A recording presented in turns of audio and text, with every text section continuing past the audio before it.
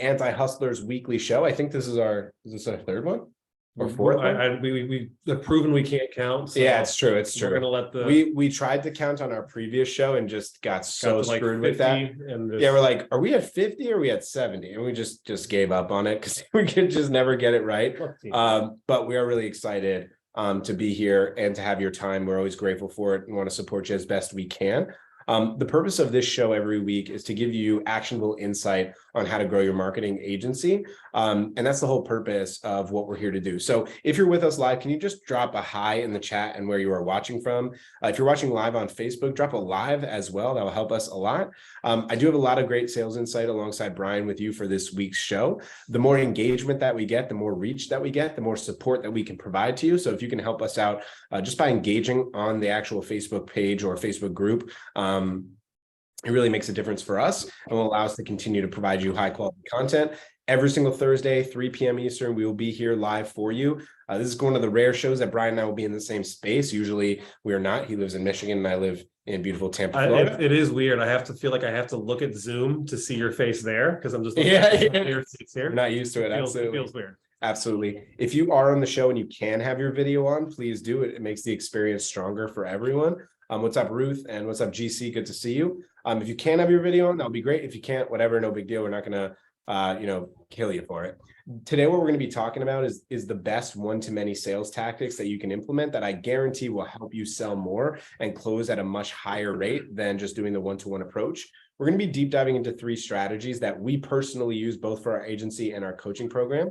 Number 1, how to add 5, 10, or 25 clients at a time without a paid webinar. This is not a paid webinar strategy. Number 2, how to leverage niche associations to generate more sales.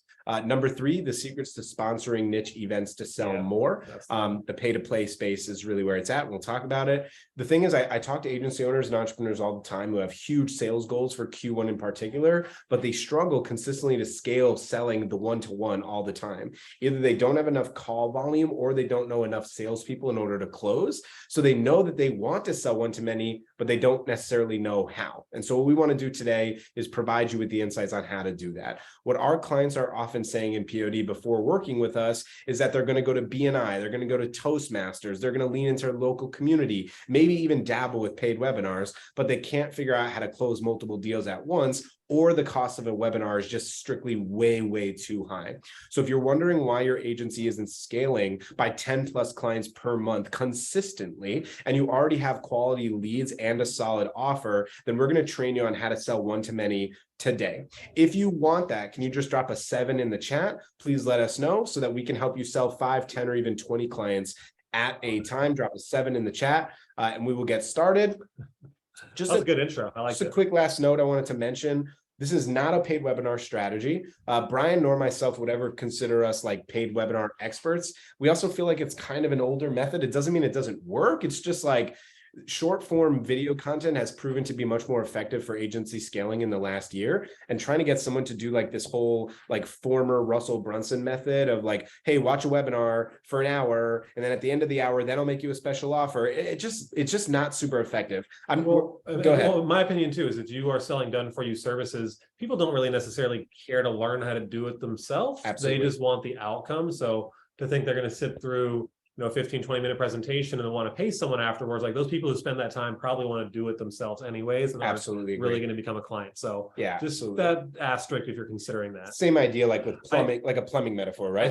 I think well, I'm sorry, go ahead. The plumbing metaphor would be like if you get a plumber to come out to your house because your toilet's broken and they tell you all the different methods of which they could fix your toilet. You don't really care. You just want the toilet fixed. Yeah. It's the same idea. Like they don't really care necessarily how the sausage is made. They just want the result. So doing this paid webinar strategy, it's kind of old. It doesn't mean that it can't work. It's just not the method we recommend. So I would say also a really important asterisk as we're getting started is you should know and learn how to sell one-to-one before you can sell one-to-many. Because if people try to go to the webinar first because it's sexy, or they try and go sell to a niche or association with a bunch of people, and you don't know how to sell one-to-one your niche yet, it's going to be very challenging to sell one-to-many. So just consider that also. 100% agree.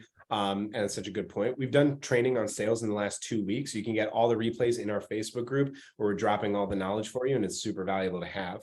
This is also not a timeshare type offer to get people into a room, right? It's not like you're gonna say, hey, we're gonna give you a free ski resort weekend if you come in for like 3 hours and listen to our sales pitch, and then you could get the free ski resort. That's not the method. Although it kind of sounds like fun. We should try that one time, maybe like a weird test or something. And this is also just like a matter of shooting fish in a barrel. Like, how can you capture as many of your niche ideal customer avatar prospects at once in order to sell one to many? Sure. When I say sell one to many, though, I just want to make this clear. We're not suggesting that you're going to be in a situation where you have the actual opportunity to literally be in a room and sell 20 people at a time. That's not necessarily what we're saying, but that is part of the sponsorship strategy. The sell one to many is more so gathering enough sales call opportunities at once, right? The one example I'll give, and then we'll dive into this, is if I sponsor a GHL event, a Go High Level event, we identify as a company that helps agency owners scale, right?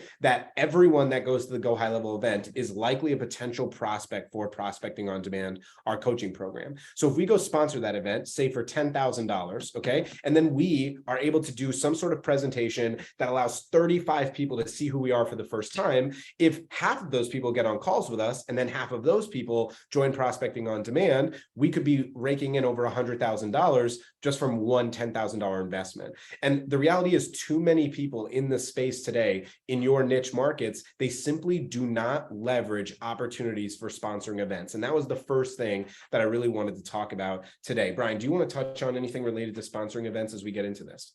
I don't know about necessarily sponsoring events if I have any input there. That's something we've done well at POD. You shared a lot of good insights. To me, though, just if we're looking at like, what's the easiest path to actually sell one to many, and which would ideally be selling to one person who has multiple people that they can influence. So to me, yes, sponsorship is one of the best ways to then gain access to a market like that. But I think there's a lot of really powerful ways you can do this almost for free if you're starting and just wanting to learn and connect with people. But I think we boil it down to like, what is the first stepping stone for all of this is you actually have to compile your list. Like, who are the people who have access to the clients you want? I just did a new training for our program last night on our updated prospecting trainings, and talking about this idea of called fishing, right? Where it's not hunting where you're going one-to-one. You don't have a spear and you're hunting like one animal at a time, for being metaphoric here.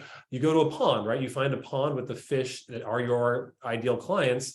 And that is where, if you can find people who already have clients with a built-in need. For example, one of our team members here on POD ran a call agency. A lot of our clients need agents and a call agency for their clients. So we're sending them clients without even asking. And it's a really simple strategic partnership, and built a whole business off of that. So Absolutely. When you can find those types of people, it's really powerful. And sponsorship is one way. I would say one of my favorite ways, a little time consuming, but super effective, is something we coach around the interview offer, where Great method. If you want to get access to, say, a person who you might perceive as out of your league right now, people love to talk about themselves. People have big egos. And if you can reach out to someone, again, you have a hit list already of who you know you want to speak with. Hey, all of these people own a franchise in my niche, so I'm going to go speak to and offer to interview these people because I know that they have access to the people that I want.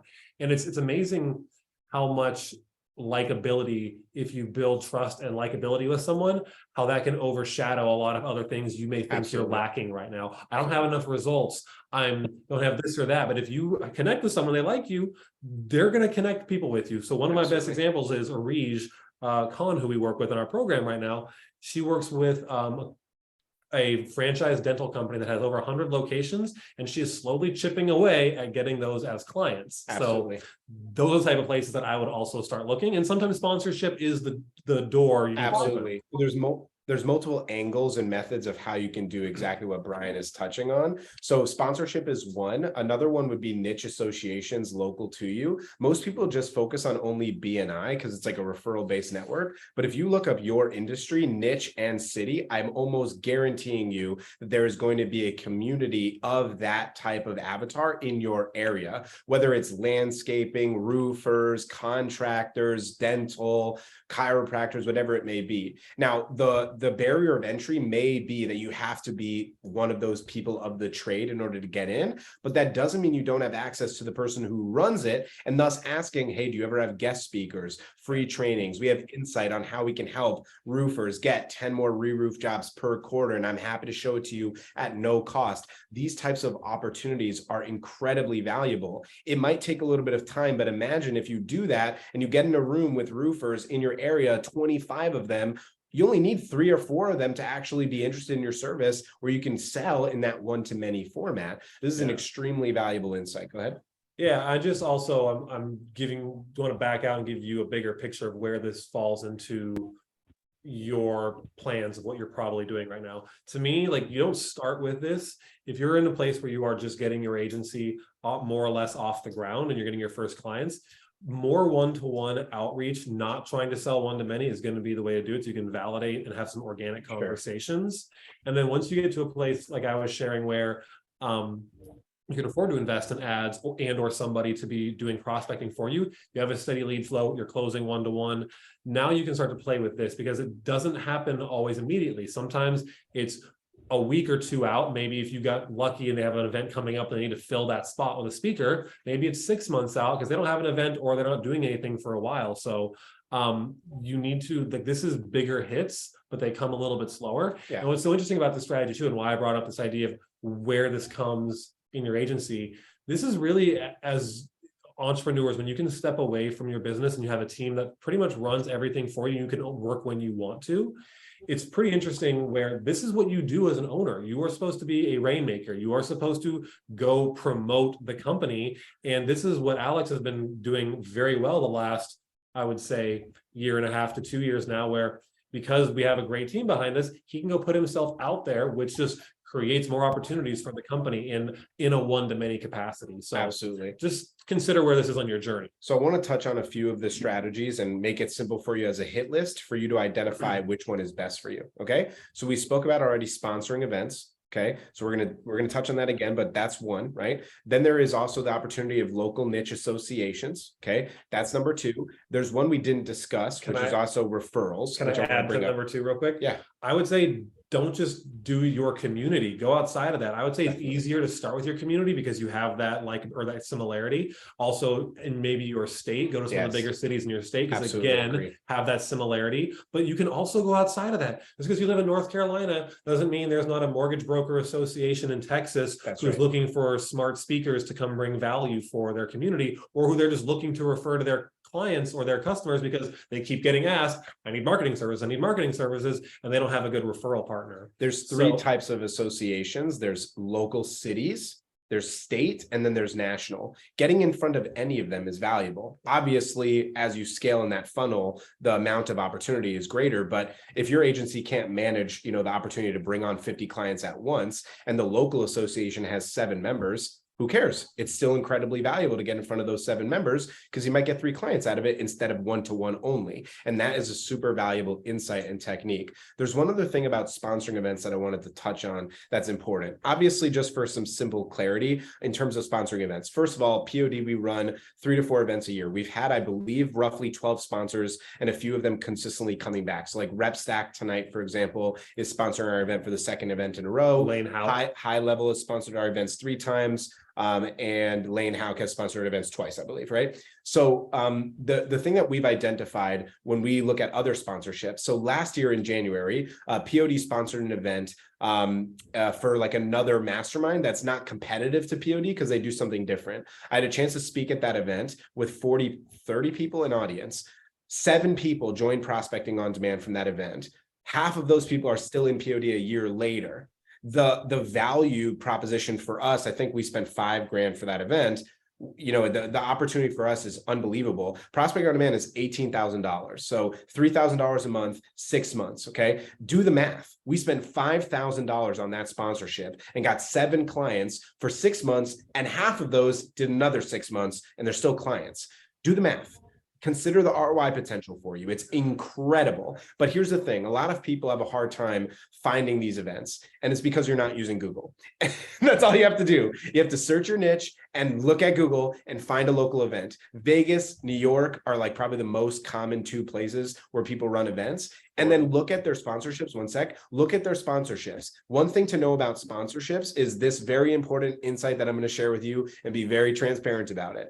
When people run events, they fake the numbers. They fake the numbers on what their package costs because they usually don't fill every sponsorship. So do some negotiation. If you see that they have 4 different packages, 1,000, 5,000, 10,000, 25,000, and you want the $10,000 deal for 5, just ask. A squeaky wheel gets oiled. One of our clients, August, did this for a $10,000 package, got it at $5,000, and he got 7 clients at $2,000 a month for it, and they've already been clients for 3 months. This is the math. It's pretty simple. You get a banner, you have a table, you have some framing on how to do like a communication with clients, and then you get calls set up. This is an incredibly valuable one-to-many method, but you have to be willing to do it. And here's my challenge to you, okay? Those of you watching live right now, first of all, if it's valuable, please drop a 7 in the chat and hit that like or love button. It helps a lot. Those of you watching now, we have like, I think 10 or so people here, maybe 10 people watching live. There'll probably be, I would estimate, another 50 people that watch this on replay over the coming weeks. I'm guaranteeing you right now that less than 5 of you will do what we're telling you right now. Less than 5. Less than 5. This method works. Give it a shot, but you have to actually try. So that's my thought process on sponsors. Cool. If you want to move on from that, we can. No, I'll add to a little bit here. Like we said, there are multiple ways that you can come into a community and support them. Sponsorship for an event that they run is one great option for sure. When we talk about the interview offer, there's also, like we said, doing some sort of presentation. You could call it a webinar for their audience. It's not necessarily going to be you paying for traffic. Absolutely. And maybe it's free that you have that happen. So what I'm getting to is how I typically like to approach these people. And this is one of my favorite forms of outreach because it's very beneficial, where you can essentially go to them and just say, hey, Bob, saw you're running or you're in a leadership position at the Mortgage Broker Associate at Tampa Bay. I've been working with mortgage brokers for 5 years. Would love to know if there's any way we can support or refer each other. Would you be open to a quick call? And so the ask is really simple, where it's like, hey, we both serve the same industry. We want the same thing. Let's see how we can support each other. And because they're in a position where they need to constantly be providing value to their group, Absolutely. They're always looking for those conversations. And so I would lead with that type of very simple ask, which again is why it's important to try and pick a direction so you're not just Doing everything because then you're not Absolutely. speaking their language and they don't feel like you are the person that can help this industry that they care a lot about. Like they feel like you're all over the place and they're not the exact person who can solve that issue. Lots of benefits. I'm not going to talk about niche selection in this video, but the idea is open with a simple ask and then you see where that takes you. Oh, we have this sponsorship opportunity or this thing you can present on. Or sometimes if you reach out to the right people, they can just start directly referring you customers because they have a built-in need. The best places for that are complementary service providers. Definitely. So what that means is if you're a marketing agency, you got to find and should find software providers. I'm just going to be mean for a second, probably go find a white label GHL that's trying to get off the ground with 5 customers. I would go find a legitimate software company that serves your industry.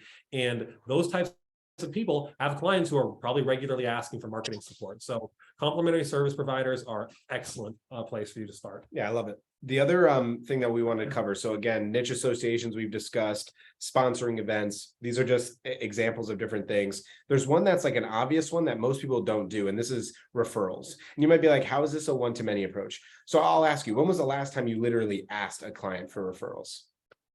The answer is probably not recently enough. And the value of understanding this framework is super key. So for those of you that don't know my story in the agency space is I ran a marketing agency for personal injury attorneys because my next door neighbor, okay, was a personal injury attorney and he paid me $1,000 a month to post for him on Constant Contact and on Facebook once a day. That's what I did. I did that for 6 months with him as a senior in high school. When I left high school and went to college, I asked him pretty simply, hey, do you have any attorneys that you went to law school with in Orlando where I'm going that I could potentially have clients with, that I could become a vendor for? He sent me 20 attorneys. 10 of them became clients. Like that. The opportunity of utilizing your client's network is something that most people don't do because they're afraid to ask.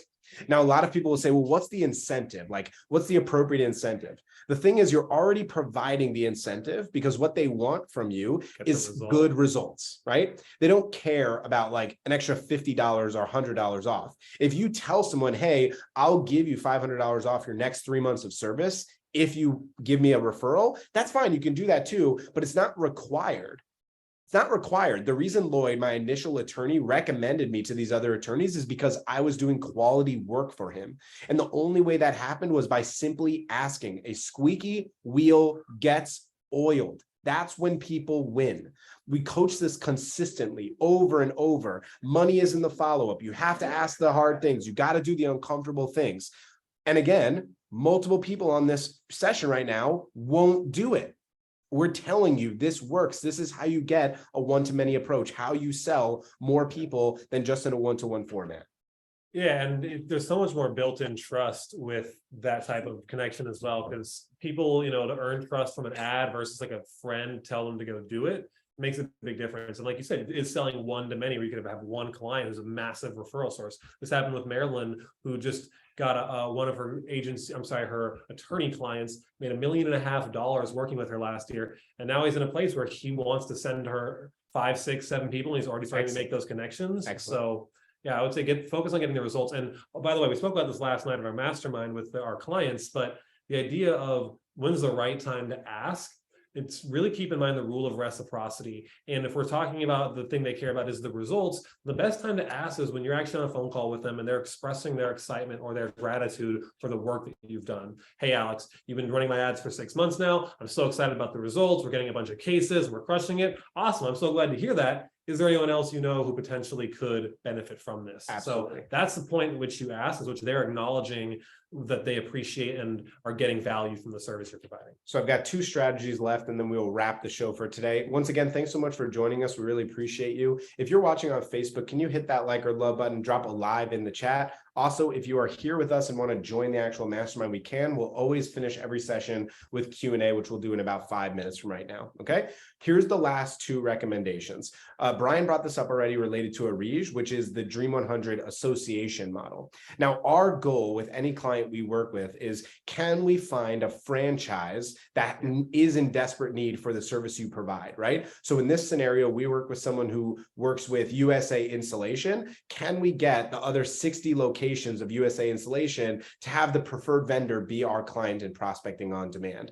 The model is incredibly valuable. One of our previous clients, Austin and Bailey, they work with this red light therapy clinic, and this clinic has over 100 locations. They were able to get all the lists of all the locations. They were able to procure 35 clients in 1 month at $2,000 a piece, just by leveraging, hey, I work with red light clinic blank in Tennessee, your red light clinic in Texas, you're never going to compete, but we already have the results. That method works so well. Belle Santos is another example. She worked with Venus Therapy, which is like a liposuction tool. She worked with 10 different Venus locations, then became the preferred vendor for Venus and got an additional 20 clients at $3,000 per month.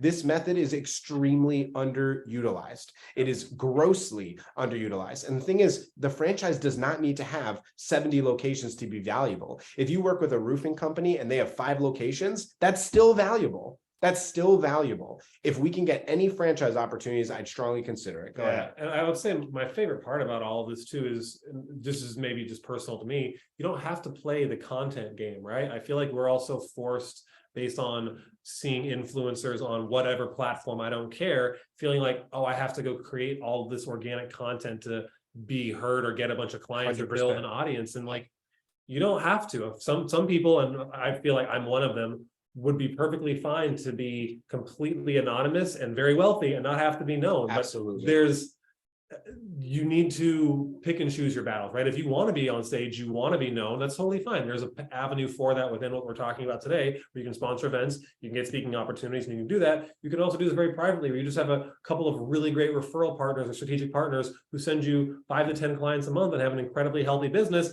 and not have to be known to anyone. So Absolutely you get to agree. kind of choose your journey with this, which I like. And I also love this strategy because you can take your destiny in your own hands, and you don't have to sit around and wait for things to happen. Unfortunately, with ads, even with great copy, with great targeting, you have to take the leads that come to you. Sometimes they're fake, sometimes they're completely unqualified, sometimes they're not even in the right space. This you have so much control over, of deciding who you want to serve and then going directly for that, whether it's a franchise with 100 locations or a complementary service provider who sells them a liposuction machine to the med spas you serve, or an event or an association. It doesn't matter, but you got to pick one based on kind of what you want to achieve here. Love it. Excellent stuff. Cool. I like it. The last tip we've got for today in terms of the one-to-many approach. If this has been valuable and worth your time, can you drop a 7, please? Let us know. We want to make sure this is a good use of your time. Our goal and recommendation is at least just take action on one of these things, right? Take action on one of them. You don't have to do all of them. Just take action on one of them and you will get opportunities from it. And this is the last one, okay? This is a very unique strategy. It's very underutilized in the space today. And this is actually leveraging the new coaching kind of boom over the last 5 to 10 years. In every industry now, essentially, there is essentially a category king, someone that has become the coach or influencer for that space, right? So in roofing, you might have someone that does copywriting for roofers and they have a roofing mastermind. In fitness, there's like 50 of them, as you probably are aware, but it's actually for every industry. There's pretty much a group or coaching community or a Facebook group or community for every single type of industry you can imagine, literally. Because what we found is in social media, businesses that will never compete against each other, but run the same business. So a chiropractor in Tallahassee, Florida, and a chiropractor in, Philadelphia, Pennsylvania, they'll never compete against one another, but they can sure as hell learn from one another. Consider what POD is, right? We're an agency community, right? Most of the time, our clients don't compete against each other, but they can learn a lot from each other. And that's the same idea with any industry. The question is, can you find that community, infiltrate that community, and provide value to become the preferred vendor of said community? Let's talk about RepStack as an example of what we do at POD. RepStack is a client of Prospecting on Demand. They offer a service where they do placement of 3 main roles in your agency: a salesperson, a media buyer, and a client success manager. They know that we do not offer that service as a placement. So what they do is they infiltrate our community, totally ethically, by the way, provide value and insight so that when someone in Prospecting on Demand, our community says, hey, where should I find a client success manager? There's a strong likelihood we'll recommend RepStack. Even so, doing it on our live show on the Anti-Hustlers Weekly show. This is what infiltration of a community looks like at an effective rate, not any sort of like schemy bullshit. Like, it's a legit partnership. You can be that person. You can find that community, go in there and tell them upfront what your goal is. I will pay to be part of this community. I will pay to sponsor, and I will be more than happy to provide free value that will allow these people to implement it themselves or to work with us. This method works. It is effective, but you have to do it. And the thing is, as I said, too many people don't. That is what I got for today. You can do some Q&A. I have a little bit of a bonus too. Little bonus. Okay. When you can pick a community where people are making a significant investment to be there, those are going to be the best places to find people who are the cream of the crop in your industry. People who spend, let's say, $5,000 to go to a mastermind and then have the time freedom to go travel and be there. Those are going to be very, very qualified. Whereas, someone who paid $60 to attend a local meetup, isn't going to have as much skin 100%. In the game as someone who's in a $5,000, $3,000 a month mastermind and really bought into their business and has that growth mindset. So just consider that level of investment. You're going to find a higher quality. So we got a question here from Sebastian, and then we'll answer any questions and wrap up here in like 5 minutes.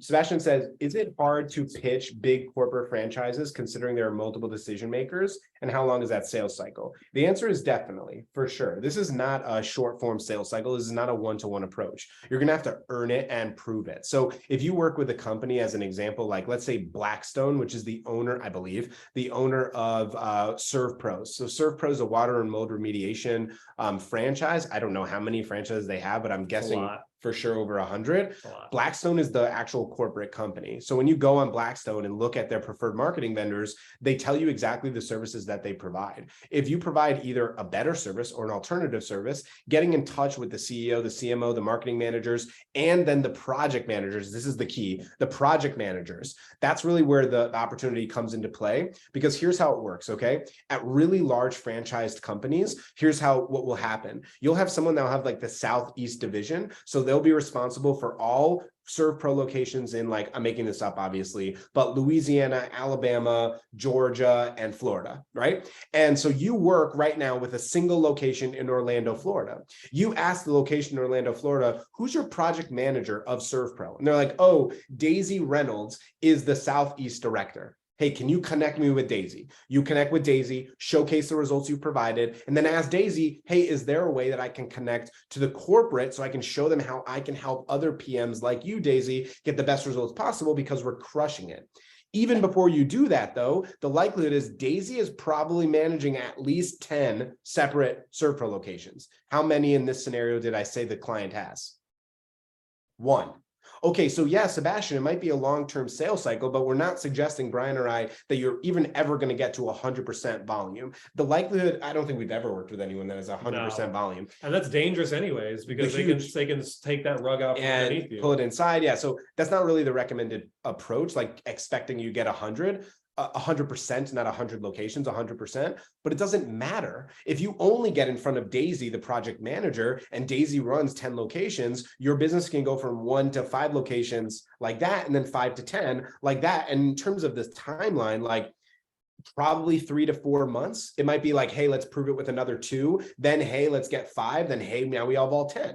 Hey, Daisy, now that we've done all 10 for 6 months, can you recommend me to the Daisy of the Northeast format? This is the framework of how it works. It is incredibly valuable and something all of you should be doing. Go ahead. And make sure you are using LinkedIn to not necessarily do the outreach, but identify the name and the person you are trying to reach. Definitely. So LinkedIn is a really great feature where if you can go to the company's page, it will show you a list of their employees. It's not foolproof because people have to self-describe. So Daisy has to actually have a LinkedIn account and be named. Which they usually do because they're proud of that role. Most of the time they will. Yeah. It's not going to be, again, not 100%, but it's going to be able to give you at least all of the names of anyone who's related to marketing within that company. And now you can start to do outreach from there, do outreach through the phone, whether it's email, whatever. Now you at least have names you can kind of work with and work backwards from to get that information. Love that. And then again, Sebastian, I don't know if you were here, we were talking about the interview offer earlier. If you're still like